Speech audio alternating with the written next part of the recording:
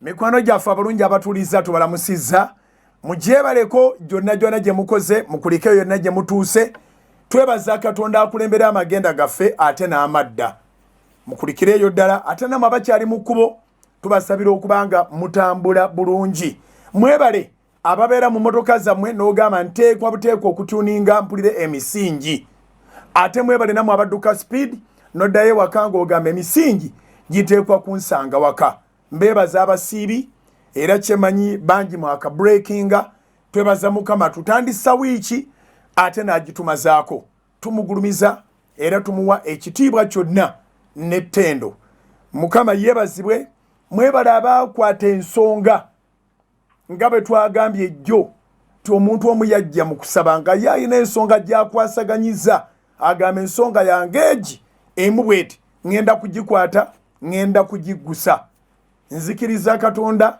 nga muzina ennaku 42 ez'okusaba n'okusiiba nga twegerera Mukama ku lw'eggwanga lyaffe twegerera Mukama ake awonye ensi yaffe twegerera Mukama ku lw'omubiri gwa Kristo ku lw'ekkanisa yonna twegerera Mukama ku lw'abantu ssekinnoomu ebintu Sitaani by'abadde akozeeko ebikolobero akayumba akabadde akuzimbyeko Bayibuli yetugamba nti ebyokulwanyisa byaffe si bya mubiri na musaayi naye by'amaanyi okumenya ebigo ndoza tusooke tuyitireko awo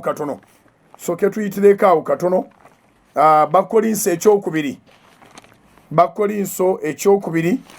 2 Corinthians ya Bakolinso ekyokubiri Bakolinso ekyokubiri essula ya 10 2 Corinthians chapter 10 verse 4 egamba bweti egamba nti kubanga ebyokulwanyisa byaffe wulira kubanga ebyokulwanyisa eby'entalo zaffe si bya mubiri naye by'amaanyi eri Katonda olw'okumenya ebigo olunyiri olw'okutaano ne lugamba nti nga tumenya empaka na buli kintu ekigulumivu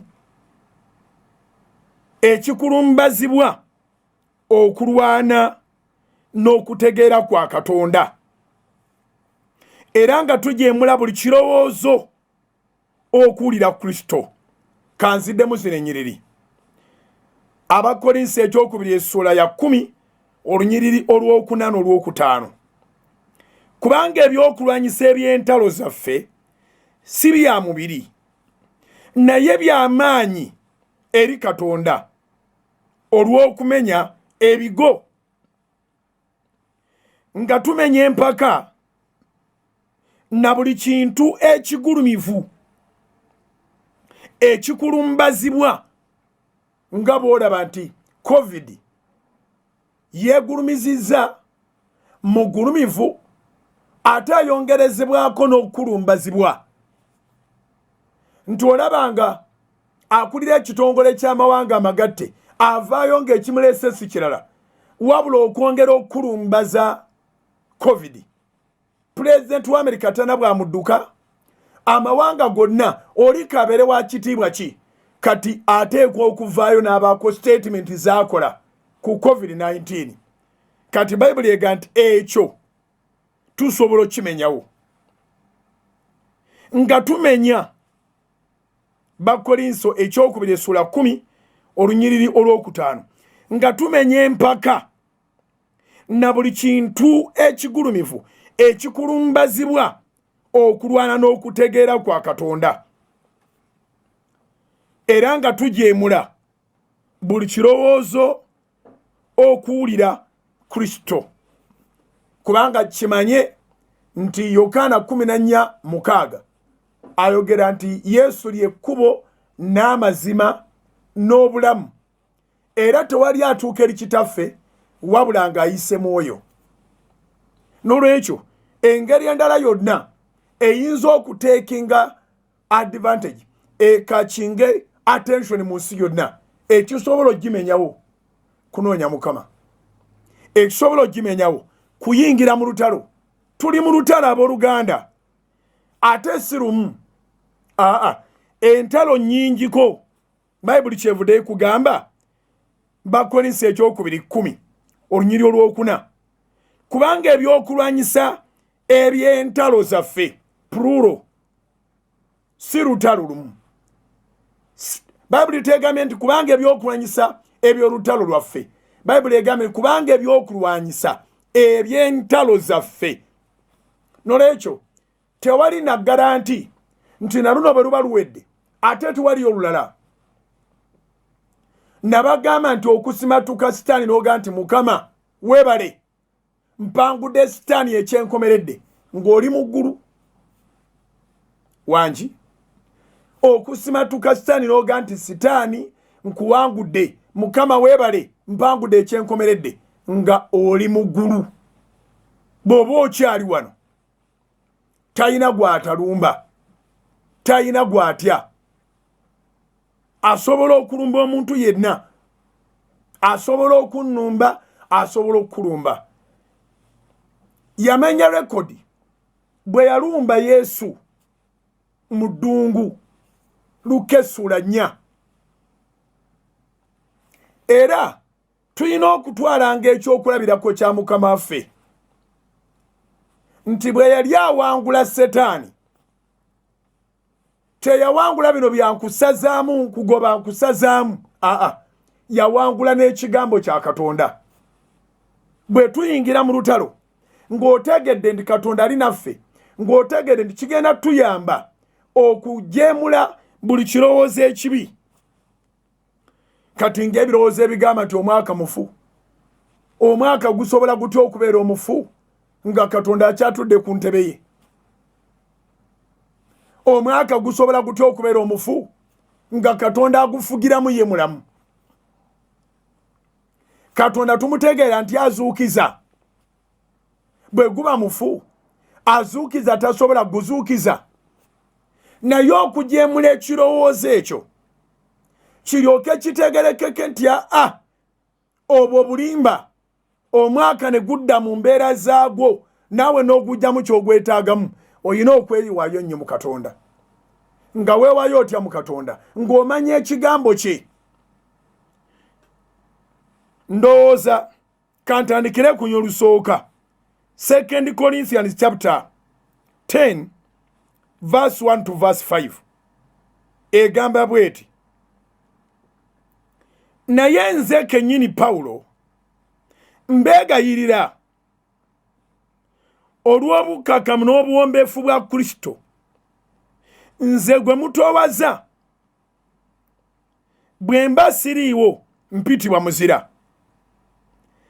Kale mbeegayirira bwegayirizi lwe ndibaawo nneme okubalaga obuzira obwo bwe ndowooza okuba nabwo eri abalala abalowooza nga ffe tutambula okugoberera omubiri. Abantu abeeraga obuzira baba bagoberera mubiri. Olunyiri olwokusatu, kuba newankubadde nga tutambula mu mubiri wangi. Olunyiri lwa kusatu, kuba newankubadde nga tutambula mu mubiri tetulwana kugobereranga mubiri, kubanga ebyokulwanyisa eby'entalo zaffe si bya mubiri naye by'amaanyi eri Katonda olw'okumenya ebigo. Okay? Nga tumenya empaka na buli kintu ekigulumivu ekikulumbazibwa okulwana n'okutegeera kwa Katonda, era nga tujeemula buli kirowoozo okuwulira Kristo. Ebirwana n'okutegeera kwa Katonda bye bino nti Katonda tumumanyi. Mu Yeremiya 29:11 ng'atugamba nti alina ebirowoozo ebirungi gye tuli, ebirowoozo eby'okutukulaakulanya so si bya bubi, ebirowoozo eby'ebiseera byaffe ebirungi eby'omu maaso. Kati omwoyo bwe guvaayo ne gugamba nti Katonda tatulinaako birowoozo birungi, era ne bwe tunaagenda mu kyaki gye tusuubira okuwonera ate tugenda kulwalirayo bulwalizi ne bwe tunagenda mu church gye tusubira okufunira essuubi ate tuwaliwo essuubi lisigaddewo tewakyasigaddewo essuubi n'akatono ebyo ebirowoozo biba birwanagana n'okutegeera kwa Katonda. Wiiki eno twatandika tukibagamba church nyumba ya Katonda ng'omuntu omulala bw'aba n'ennyumba ye era nga bw'ogendayo asobola okuvunaana omusango ogw'okusaalimbira mu lujja lwe. Kati church bw'eba nnyumba ya Katonda amaanyi ge gakola ki? Kubanga ag'abantu ga-arrestinga ba trespassers naye aga Mukama gakola ki? Aga Mukama ga-arrestinga kikutawaanya. Bw'ogenda maaso ga Mukama, he arrests whatever has disturbed your life, whatever has tormented your life. Era bwe tugendayo kyavaga ni mujjenga bwe muli kubanga tetulina maanyi gateeka wansi bitutawaanya nti tulyoke tugende gyali. Wabula bwe tugendayo yabyarestinga yabiteeka wansi. So ennyumba ya Mukama eyitibwa nnyumba ya kusinzizaamu, tusinze nannyini kutonda gunansi, eyitibwa nnyumba ya kutendererezaamu. Era bwe tutuukayo atwekebejja ng'omuzadde bwe yeekebejja omwana. Oluusi ne bw'oba tosabye naye n'osinza n'otendereza n'okuba ettendo ogenda okwekanganga olubirizi obulwadde lukuluma lwawonye dda, omutwe gwaze gukuluma gwawonye dda, amaaso ge bazoowulira ng'agaagala okubuukamu nga gateredde dda, amagumba nga gateredde dda. Awo empagirira oluyimba olugamba nti waliwo bingi byakola nga tetumaze na kusaba, naye era tumala kubeera mu maaso ge, nabyo bidduka awali amaaso ge, awali okubeerawo kwe, awali okubeerawo kwe bidduka. So twebaza Katonda nti mu mulembe gwaffe ekigambo kikyabuulirwa, ekigambo we kiri mu maanyi, n'abakiyaayaanira tuli bangi. Mwebale nnyo okwewaayo mu kusaba kuno n'okusiiba okw'ennaku 42. Mumanyi nga kwe twali tugenderedde okw'ennaku 14 kwandibadde kwaggwako dda nga kati tuli mu kulya na kunywa, naye ate waliwo ekyetaaga kijeemulukuke, waliwo ekyekulumbaza kyebagulumiza. Bayibuli etugambye bwete nga tumenya empaka. Empaka ezo zitegedde tojja kubeera kino, guno omwaka ne bw'oba ofa tosobola kufuna kino, guno omwaka ne bw'oba ofa tosobola kukola bwoti, ne bwe kiba ki. Empaka ezo bwe zityo tezimenyebwa na maanyi ga mubiri, zimenyebwa na maanyi ga mwoyo. Omusajja gwe bayita Erisa bwe yagamba nti bunaabanga kampegaano tomorrow n'omwavu ennyo ajja kuba asobola okugula emmere ewera, byali biseera bya njala. Erisa bwe yalangirira ekigambo ekyo, omusajja ow'amalala eyali yeesigama kabaka gwe yeesigamangako n'aga nti ekyo tikisoboka. Owulira empaka, ekyo tikiyinzika. Katonda ne bw'aba akubye ebituli mu ggulu, I can imagine what the man of God is saying. It is impossible. Newankubadde ng'abo abasajja baali bafukiddwako amafuta kulokola nsi, battanga busi, tebaamanyirwanga. Mu mafuta agandi badagataasa omwoyo n'agakozesa mu reverse, n'aga nti ekyo ky'owakanyiza empaka ezo ogenda kumala kukiraba, tojja naye kulya bw'onookiraba ng'ofa.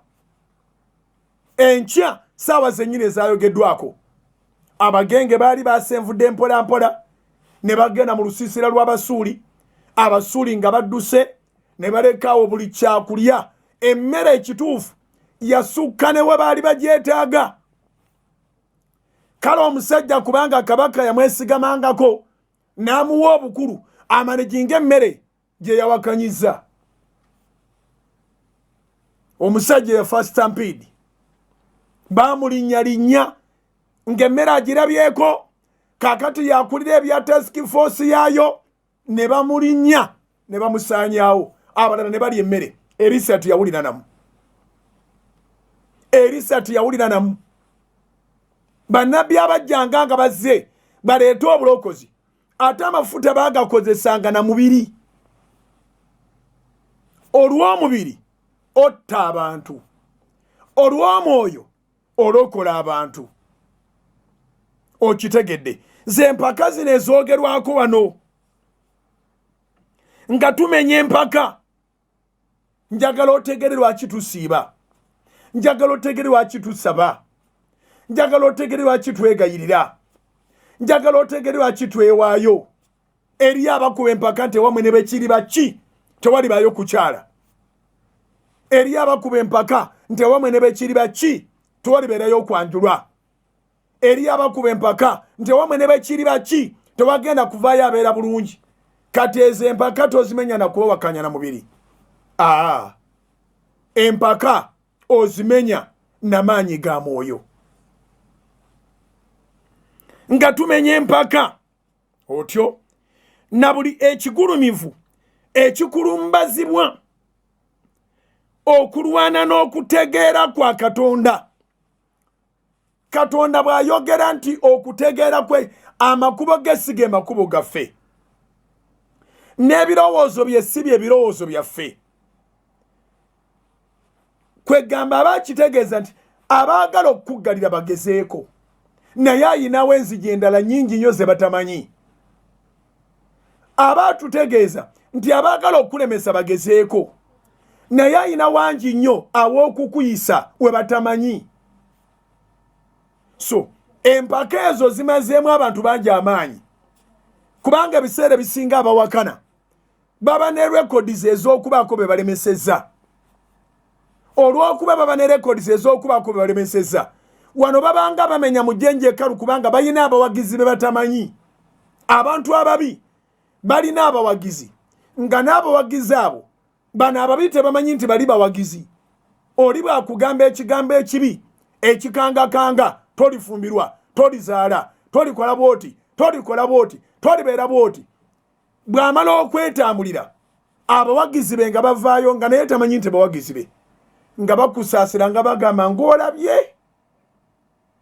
ng'ofudde oyo omukazi buli gwagamba ekigambo nga bw'atyo bw'abeera oyo omusajja buli gwagamba ekigambo nga takiyitako kati munonye omwetondere munonye banange omwetondere munonye ne bagulumiza wulira bayibuli egambye nti nga tumenya empaka na buli kintu ekigulumivu ekikulumbazibwa okulwana n'okutegeera kwa Katonda.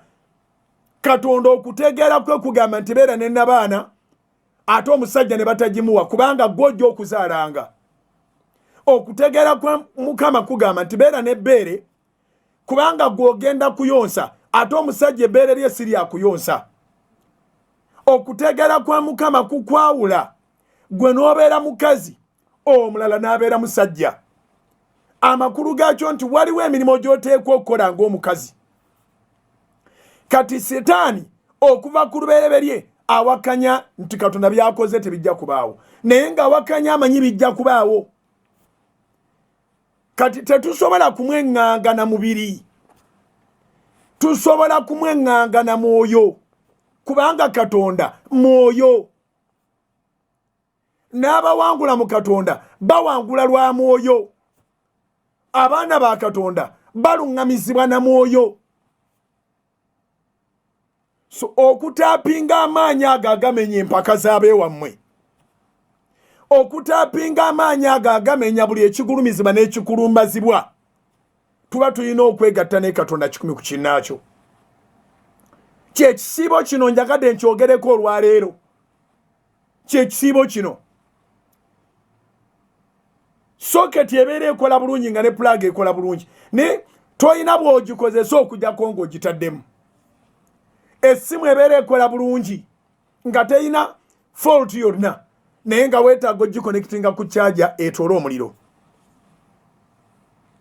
bwe mala connectinga ku charger tewabaawo ataakuba mpaka ng'ebirala byonna kwebiri airtime kwali oba data kwali ate n'omuliro kweguli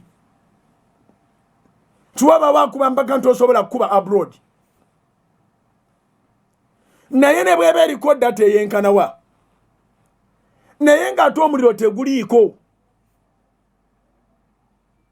tebisoboka okitegedde naye kaakati Katonda akukoze ng'eraageranyiza ku simu oli complete ne data kwali ge magezi g'olina naye weetaaga omuliro wangi oli complete ng'essimu bw'ebeera ng'eri complete nga ne layini mweri data kwali ge magezi g'olina obwongo mwebuli amagezi mwegali abamu n'okusoma Mukama akuwadde omukisa osomye naye obulamu omuliro you need to charge or you need to recharge. Actually kyetukola we recharge kubanga tutandika n'amaanyi Katonda atuwa amaanyi ag'entandikwa nga bw'ofuna omuliro ogw'entandikwa ku simu era bakugamba ng'oguze essimu ndisooka okozesa omuliro ogwo gugweko gubenga ogugwako bwe gubanga ogugwako kati eryanda lino okulikoleeza obulungi libeere lya mugaso limazeeko essaawa wakati we12 ne 16 okitegedde. So recharging it also needs time. So Katonda alina obukumi bw'atuwa alina amaanyi g'atuwa waliwo ekisa ky'atuwa naye ng'amagezi be gamala okutujjira kati tulina okutaapinga ku soosi tutaapinga amaanyi ago aganaatuyisa awalabika nga walema abaatusooka tutaapinga amaanyi ago. So nyina amawulire amalungi nti buli ekyekulumbaziza oba ki COVID-19 oba bugumba bwabwe wammwe oba butafumbirwa bwabwe wammwe oba butazimba bwabwe wammwe oba butafumbirwa oba butakola mirimo ne bw'osomera bwereere abamu okaabye naye nga weegatta ku bakaabi balala oyina jjajjawo omukaabi oyina maama wo omukaabi naawe okaaba n'omwana wo akaaba ennaku 42 ez'okusaba n'okusiiba zigenda kukola enjawulo zigenda kumenya ekigo ennaku 42.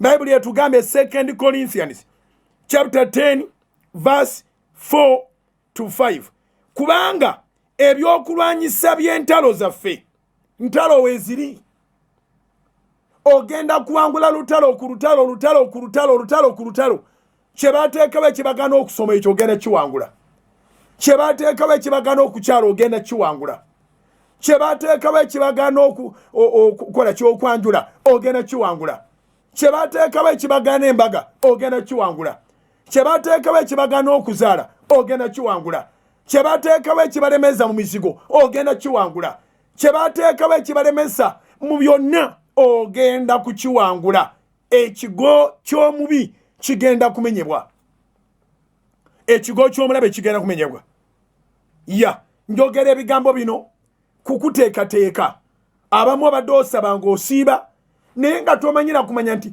wonoomalira kiki ekinaaba kibaddewo ebibeerawo mu nsi y'omwoyo bye bisalawo ebibeerawo mu nsi ey'omubiri naatera okumaliza ekitundu ekisooka actually ndi mu butikitiki obusembayo bw'oba owangudde mu nsi ey'omwoyo mu mubiri oba omaze wangi bw'oba owangudde mu nsi y'omwoyo when you overcome in the spiritual world you automatically overcome in the physical world. You can quote. But when you lose in the spiritual world, it becomes so difficult for you to achieve anything in the physical world.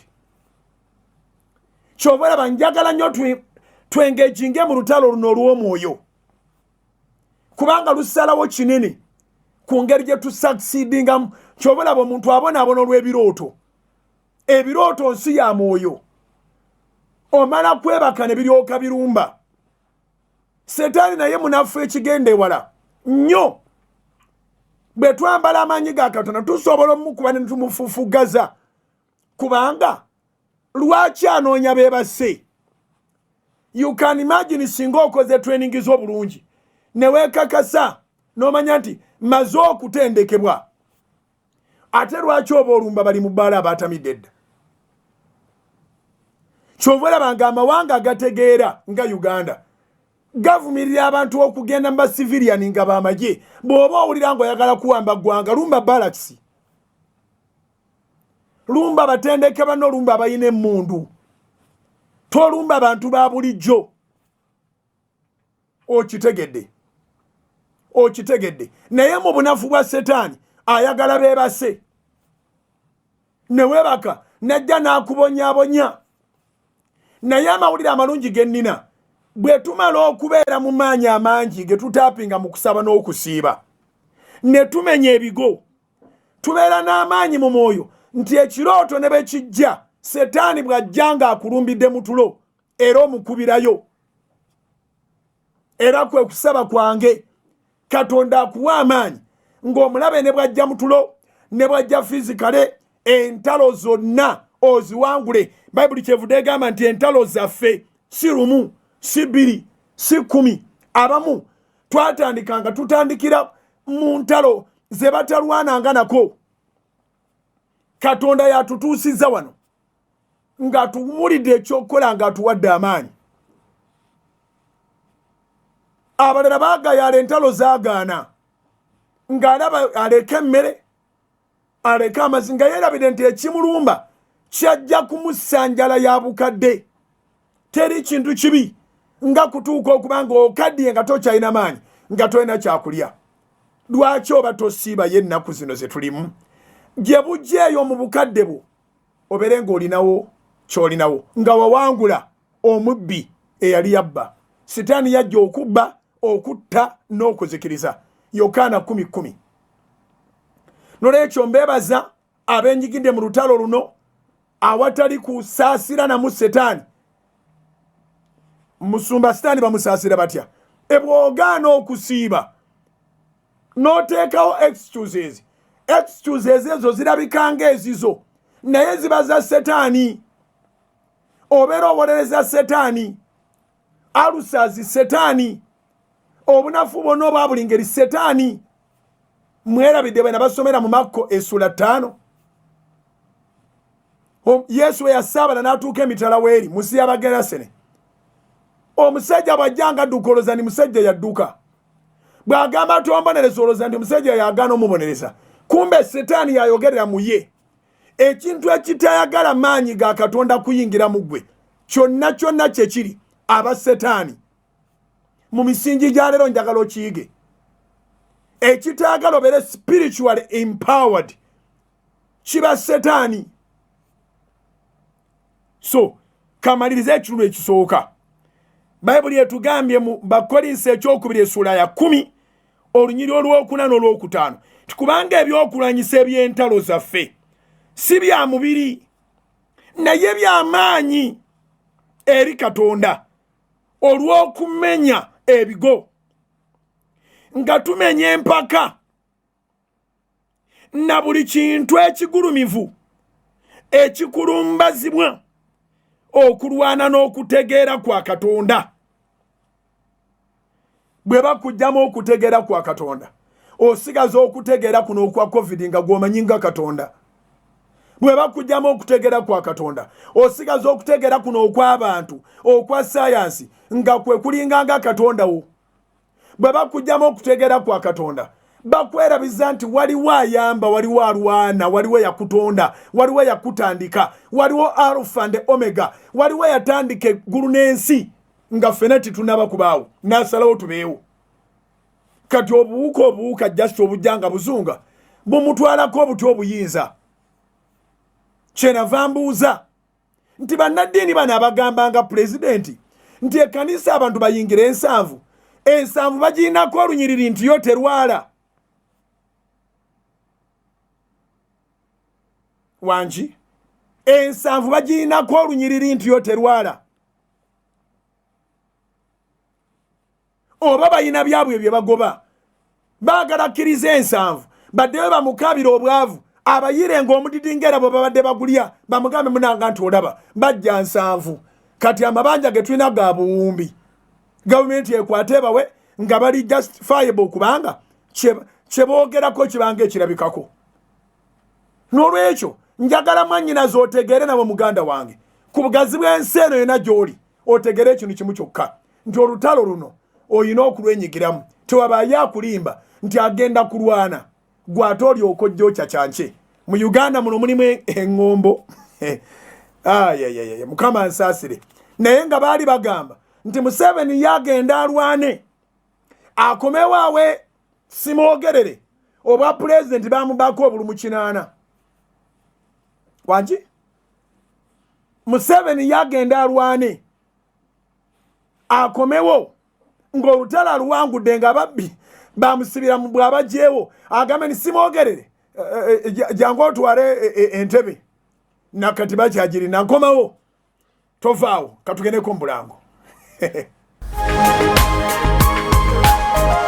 Soul Television Femunyo Okoye okuferebwa b'amakanika ekyokuddamu kiri kimu. Partsland International Limited tuddaabiriza emmotoka eza buli kika, tukola servicing, tusiba engines, tuddaabiriza gearboxes ne diffs eza buli kika kya mmotoka, tugolola n'okufuuyira buli kika kya mmotoka ate nga tukuwa n'amagezi ag'ekikugu ku kidduka kyo. Partsland International Limited tusange ku roundabout ya Mulago omupya oba tukubire ku ssimu 0772 65 0651 oba 0703 0983. Partsland International Limited. Leta mmotoka yo owone abafere.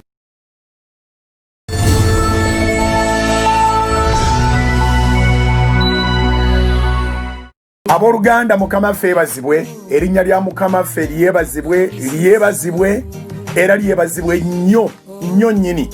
Twagamba nti okusinzira mukama byatukoledde ne watuyisizza ate ne wakyatuyisa oba oli mulokole oba toli mulokole ogwanidde okwebaza Katonda.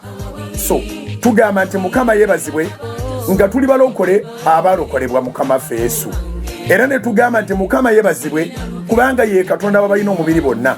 Nolwekyo mbebalizaako mukama yeebale abakuumye, yeebale abalabiridde, yeebale abalwaniridde, yeebale atuteeredde emmere ku mmeeza okuva lwe twayingira mu kusoomoozebwa okwali kuteetegekeddwa naye ye n'alaga nti bulijjo amanyi ebinaabaawo kubanga ye Katonda amanyi enkomerero ate ku ntandikwa yaayo. Olwaleero nonzize mu maaso gammwe ng'ensonga ezindeese tumaze kuzikkaanyaako.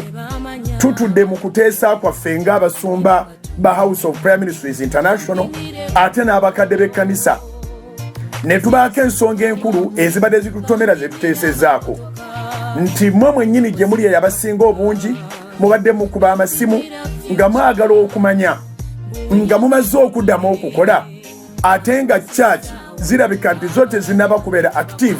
Mukole mutya ku bimu byammwe by'ekkumi, mukole mutya ku biweebwayo, mukole mutya ku bweyamo bwammwe, mukole mutya ku buwagizi bwammwe. Abaagala Salt Media twebaza Katonda siffe ayi mukama naye erinnya ly'omukama lye baligulumizibwa nti okuva embeera eno lwe yatandika tutambudde emyezi gyonna nga tetusabanga kintu kyonna naye ng'ate saavisi tugiwayo mu bujjufu bwayo. Twagamba nti obanga mukozesa akatono ke mulina naffe katulwane, katugume, katwenyweze tukozesa akatono ke tulina. Newankubadde nga bye tukola tebyatusobozesa ate kukendeeza bisale. Bw'oba osasula layisinsi za radio, bw'oba osasula layisinsi za TV, amafuta, intaneti, ate byo tebikusalirako nti kubanga embeera weeri. Naye tulwanye okulwana okulungi okw'okukkiriza. Tubeebaza olw'okutusabira, tubeebaza olw'okutwegayiririra, tubeebaza olw'okubeera mu maaso ga mukama ku lw'obuweereza buno.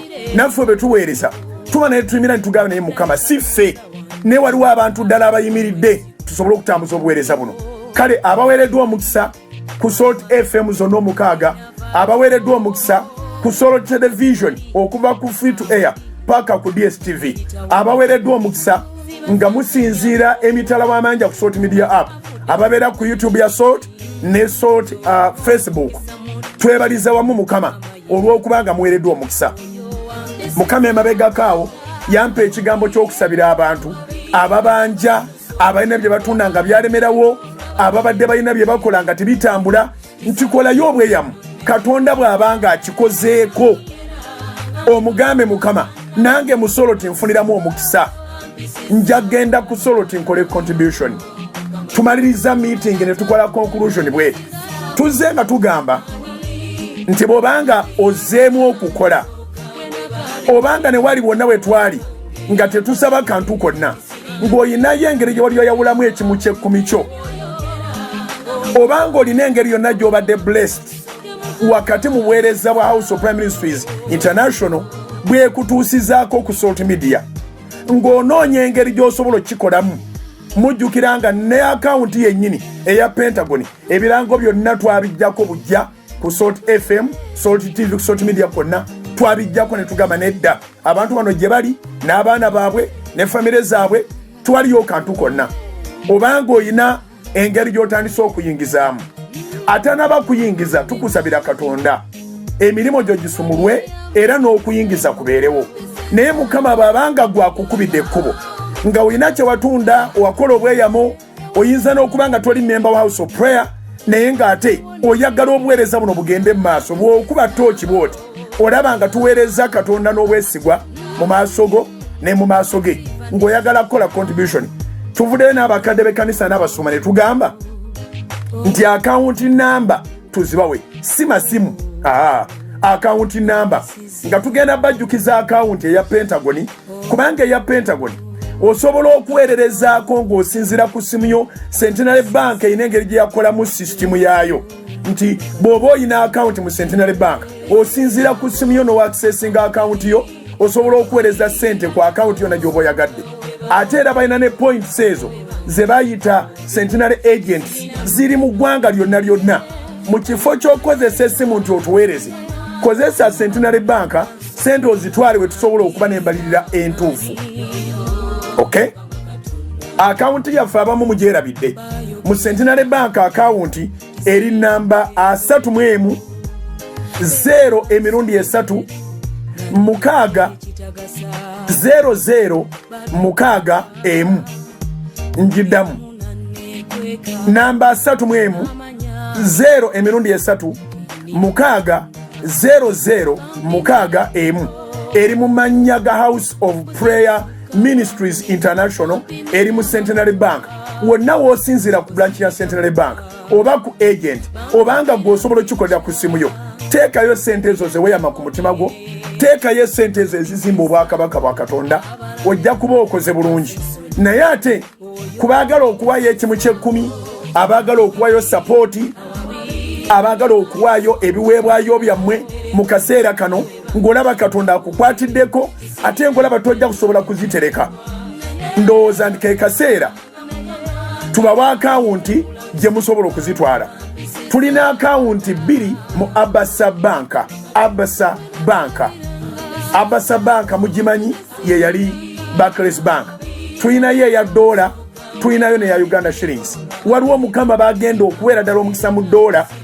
Akawunti zino zonna nga bwe zibawa muziwandiike bwe ziba za $, oziteeke ku ya $, bwe ziba za Uganda oziteeke ku ya Uganda.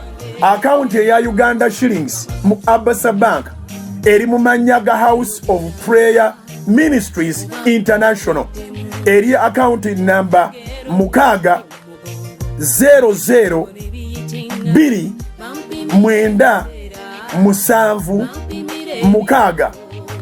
8 0 M. Kanjogere ne mu Luzungu. Our account number in Abasa Bank, it is in the names of House of Prayer Ministries International for purposes of tithing, supporting, or giving any offering. You can use account number 6002976 account number 6002976 Uganda shillings account. Again, we have a $, account in Abasa Bank. Our $, account is in the names of House of Prayer Ministries International. The account number is 600-4793-410. I repeat, our account number in USDs is 600-4793-410. Eya dollar yeyo ate eya shillings eri mukaga 00-2976-80M. Account ezesatu nga boziraba ku TV obanga bozuulira ku radio, ebbiri zirimu Abasa Bank, emu eri mu Centenary Bank, yeria yaffe fena twagikwata mutwe 3-3-3-6-00-00-M account ya Pentagon. Osobola ogikozesa ku bugazi bw'eggwanga lino ng'owayo kyonna kyoyagala okuwaayo. Mbasabira omukisa Katonda wa Ibrahim ne Isaka ne Yakobo mu linnya lisinga amannya gonna erya Mukama waffe Yesu. Tusaba abantu bano bonna abagamba obuweereza bwa Salt Media butukoze bulungi, abagamba obuweereza bwa House of Prayer butukoze bulungi, abagamba tubadde tunoonya engeri gye tusobola okuwaayo tithes and offerings and the support for the ministry. Mukama tusaba obatuweera omukisa ku bugazi bw'ensi eno. Tugusaba nga bakyakirowoozaako obulowooza, tugusaba nga basimbudde okukiteeka mu nkola, tugusaba nga bakitadde mu nkola. Omukisa ogulondoola gubalondoole mu linnya erisinga amannya gonna erya Mukama waffe Yesu. Mukama batuweera omukisa. Mwebale okututegeera, mwebale okutwagala, mwebale okusinga byonna okwagala Katonda, okusaba obutayosa, obutazikiza muliro. Sigala ku Salt Media. Mukama abampeera omukisa. Alozias bugingo gegange ku lwa bannange bonna. God bless you.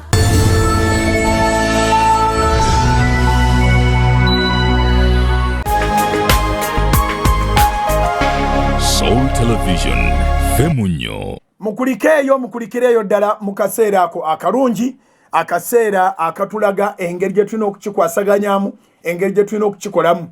Mbeebalizaako Mukama abakitute nga kiri serious nnyo, mukikoze namwe mu ngeri eri serious.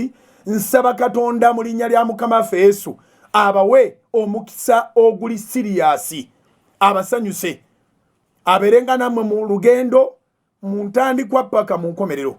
Wonna we kyandibadde kiremera, Mukama ateekewo omukono gwe, kubanga nammwe mubadde beesigwa era ne muteekawo kye musobola okulabika nga tugenda mu maaso. Tuddemu tutandikire we tukomye. Tukomye mu Bakolinso ekyokubiri essula 10 olunyiriri olw'okuna n'olw'okutaano. Nga Bayibuli etugamba nti kubanga ebyokulwanyisa eby'entalo zaffe si bya mubiri naye by'amaanyi eri Katonda olw'okumenya ebigo. Waliwo ddala ebigo. Ebigo kitegeeza ebisenge. Kankebere ku y'Oluzungu, yeesigaleko y'Oluganda. Nkebere ku y'Oluzungu, 2 Corinthians chapter 10. Kankebere ku y'Oluzungu tulire ono ebigo yabiyita atya. 2 Corinthians 10. Mwebale nnyo okubanga mubeera ku misingi. 2 Corinthians chapter 10 verse 4 to 5. For the weapons of our warfare are not carnal, but mighty in God for pulling down strongholds. Wonderful. Ekigambo kyekyo kyennyini kye mbadde njagalira ddala. Ebintu bino bye bayita strongholds biba byalema. Kyova olaba osobola okunywamu ne maama n'akuga nti ekyo kireke mwana wange. Osobola okunywamu ne taata n'akuga nti ekyo kireke mwana wange. Osobola omugamba bw'opulaninga okulinnya ennyonyi bw'ogenda okukolera mu mawanga n'aga nti ekyo kireke ne bajjajja babajjajjaabo kyagaana ne bwe waaliwo ebyogenda okutabaala. Era olaba mu lulyo luno temwavaamu bagenda kutabaala, baakaawo nabo si ba mu nnyumba eno. Setaani azimba strongholds, azimba ebigo n'amatiza generations nti byonna ebibasaana babyesonyiwe. Okitegedde?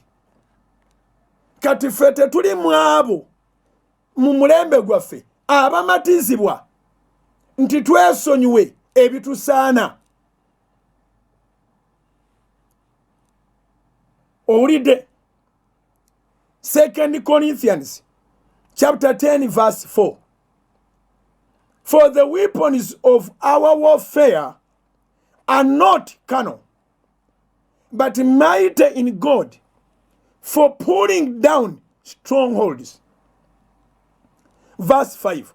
Casting down arguments and every high thing that exalts itself against the knowledge of God,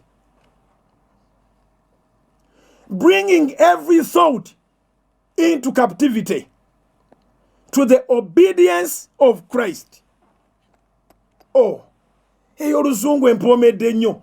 Ebirowoozo ebikufuula captive byo bye bigenda okubeera captives. Ebirowoozo ebikufuula omuwambe, ebirowoozo ebikufuula omusibe bye bigenda okubeera mu busibe. Obwavu bugezaako okuvayo naye nga busibe.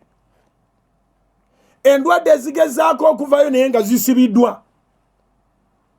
Okulemerwa kugezaako okujjayo omutwe naye nga kusibe. Ebirowoozo bya sisobola sisaanira byonna bigezaako okuvayo naye nga bisibiddwa. Ekyo ndi mujulizi waakyo. Kizibu okusanga ekintu bugingo kyeyeenyigiramu nga lwa bukugu. Kizibu okusanga ekintu bugingo kyeyeenyigiramu kubanga mumanyi nnyo. Kizibu okusanga ekintu bugingo kyeyeenyigiramu kubanga yakisoma yakikuguka nnyo. Ebirowoozo bino byonna okusobola okubijeemula ebikuleetera okwejerega, ebikuleetera okwenyooma, okwenyooma okwo n'okwejerega n'okusikiza abaana bo, osobola biwangulira mu kutaapinga amaanyi ga mwoyo. Okusaba n'okusiiba kutuwa amaanyi agatunulira ebinene ng'obuntu obutini ennyo. Amaanyi ag'omwoyo omutukuvu bwe gaba gatudde mu ggwe, toyina kintu ky'olabanga ekigulumivu. Ojjukira Samwiri ekisooka essula 17. Dawudi bw'alaba Goliyaasi nga bonna abaweddemu omwoyo. Kibi nnyo okuggwaamu omwoyo nga bonna badduuka buddusi. N'abaga nti waleme okubaawo aggwaamu omwoyo. Unfortunately nga ne Kabaka yaggwaamu omwoyo. Abooluganda tulina okuddayo mu kusaba n'okusiiba nga tusaba ekintu ekitalabika n'amaaso gagwamu ttaka. Okuwangula ebyo ebadde birabika n'amaaso agagwamu ettaka. Osaba amaanyi ag'omwoyo omutukuvu. Ojjukira Mukama waffe Yesu ng'ayogera mu bikola by'abatume. Ebikola by'abatume Sulemaani lwa 8. Ebikolwa by'abatume Sulemaani olunyiriri olw'omunaana. The book of Acts chapter 1 verse 8. Egamba bweti. Otuuse? Nange kati ntuuse. Ulira. Bayibuli egamba kantandikire ku lw'omukaaga. Bikola by'abatume Sulemaani lwa 6. Awo bwe baakuŋŋaana ne bamubuuza nga bagamba nti Mukama waffe, mu biro bino mw'onookomezaawo obwakabaka eri Isirayiri? N'abagamba ndi si kwammwe okumanya entuuko newankubadde ebiro, kubanga ulira kitaffe bye yateeka mu buyinza bwe ye. Mujjukira njiisa enjiri emisingi gy'olunaku olwajjo nga mbagamba nti mu kitabo kya Matayo essula 25 olunyiriri olw'13 n'aga nti mwekuume kubanga temuyinza kumanya biro newankubadde ennaku.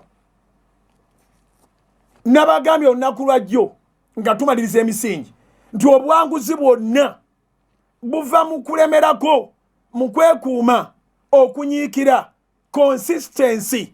Bayibuli kyeva egamba nti egamba etya? Egamba nti olaba omuntu anyiikira mu mulimo gwe. Engero essula 22 olunyiriri lwa 29. Engero essula 22 olunyiriri lwa 29. Olaba omuntu anyiikira mu mulimu gwe, omuntu oyo alibeera mu maaso g'abakabaka so si mu maaso g'abakopi. So olina okunyiikira ekigambo kino ekyokuba nti onyiikira okulemerako, onyiikira okukola obulungi. Bweba butuukirivu bunyiikirire, bweba bizinesi ginyiikirire, obuweereza bunyiikirire. Fuba okulabika nti ogattako bulijjo, tobeeranga mu mativu n'ekyo ky'olinawo. Gattako bulijjo, gattako bulijjo. Ne babaga nti ennyumba ye egenda mpola, naye nga bunaku oteekako ettaffaali, ennyumba eyo ejja kuggwa wanudde.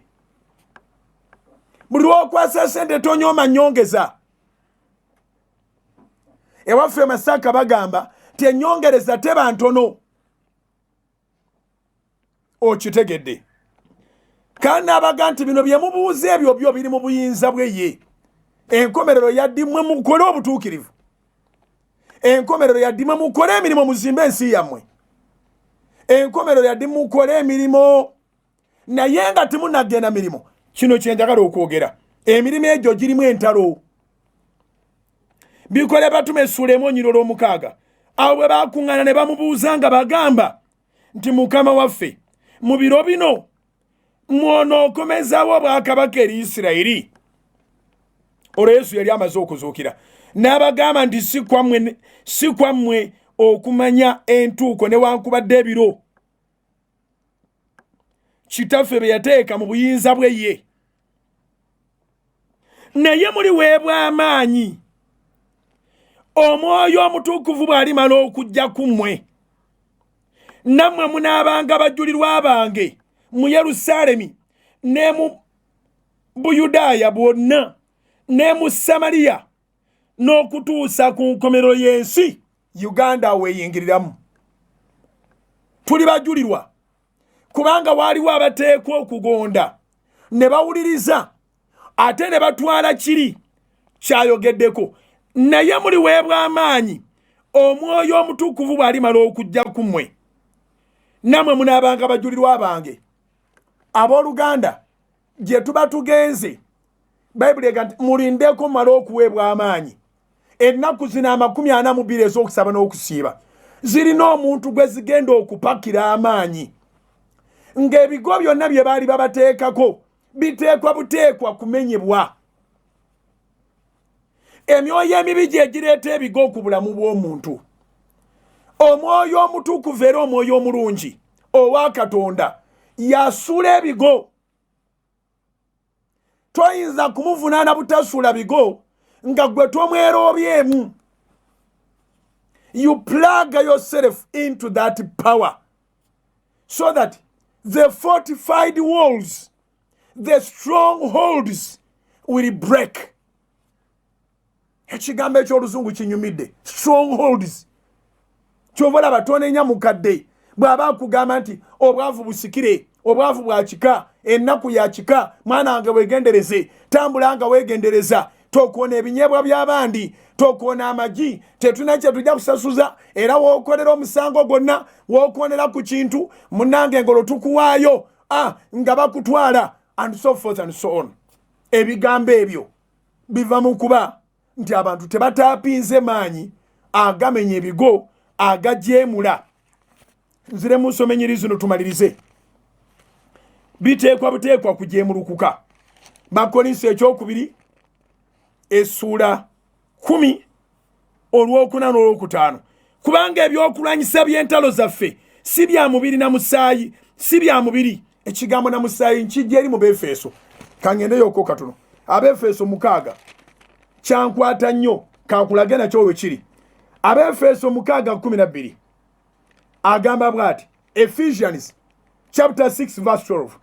Kubanga tetumegana na mubiri na musaayi, wulira, kubanga tetumegana na musaayi na mubiri, wabula n'ab'amasaza n'ab'obuyinza n'abafuga ensi ab'omu kizikiza kino n'emyoyo egy'obubi mu bifo ebya waggulu.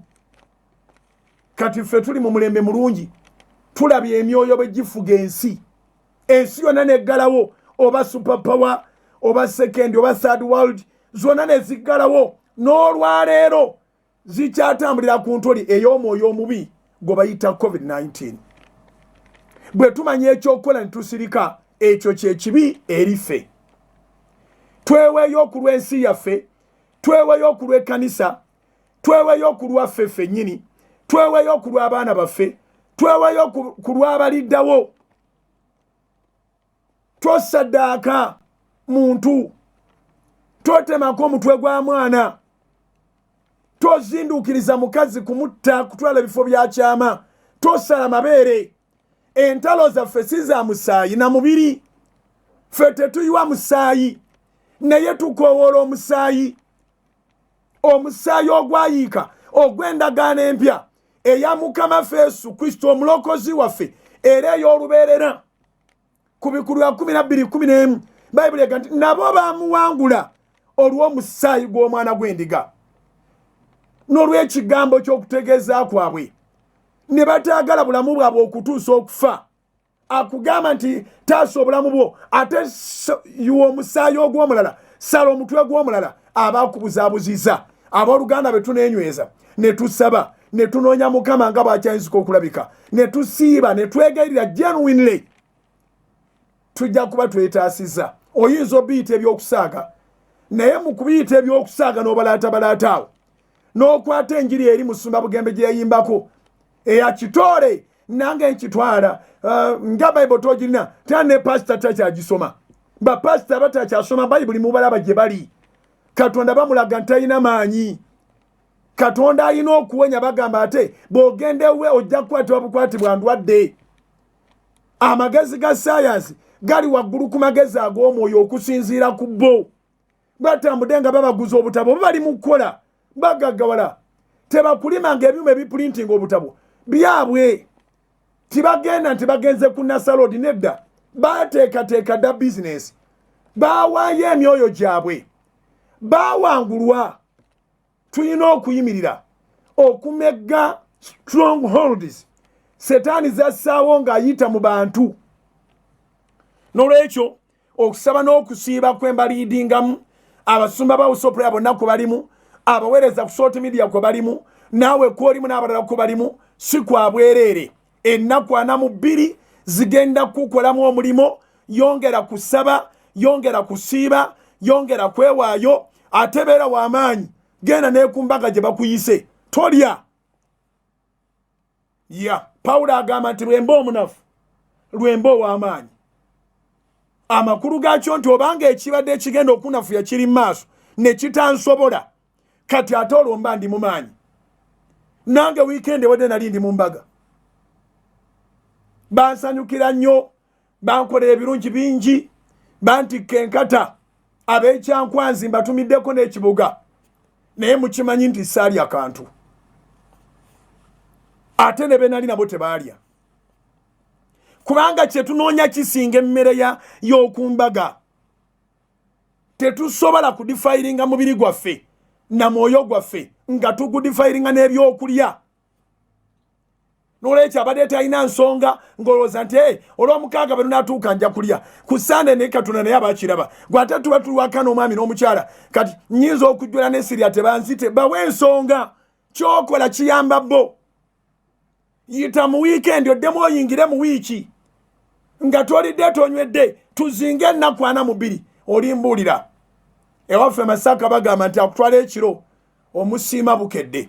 Abantu bangi bensisinkana, nfunye ebirungi bingi olw'okubanga nabayigiriza ekigambo kya Katonda, nabayigiriza okunoonya Mukama, nabayigiriza okwesabira. Era mubeera liikiriddwa mbu bagenda ggwa nga ebisenge bigale. Baali tebalokooka bisenge, baali balokooka lwa kumanya kigambo kya Katonda. Abawala 10 benzize njogerako abaali neetabaaza naye amafuta ne gabaggwako. Nja kubisomesa wiiki ejja. Amafuta kitegeeza amaanyi ag'omwoyo omutukuvu. Etabaaza kitegeeza ekigambo kya Katonda. Zabbuli 10:19 olunyiriro lw'15 eyo Zabbuli esingayo obunene kyekirabo ekisinga obunene mu Bayibuli Zabbuli 10:19 olunyiriro lwa 15 seetaaga kubikulayo ekigambo kyo ye tabaaza y'ebigere byange naye n'ebigere byetaaga amafuta tobongootera mu kaseera bwe kati ab'amawulire ga Sooti bandi bubi ate era nga nange njagala bakole kubanga amawulire ga Sooti ku ssaawa 3 ge gasinga amazima gennyini Mukama abampeera omukisa emisingi gya leero gikomyawo Mukama abakuume mbadde njagala bajjukiza nti mpumulamu katono tukomewo tutandike night prayer ya leero lwakutaano leero tovaawo ne muno mukubire kasimu mutemyeko tugenda kusaba okuva ku ssaawa 4 tukeese obudde ate awo ekyeggulo ky'oba walidde ekyekisemba paka kesho Mukama abawo omukisa Soul Television Femunyo.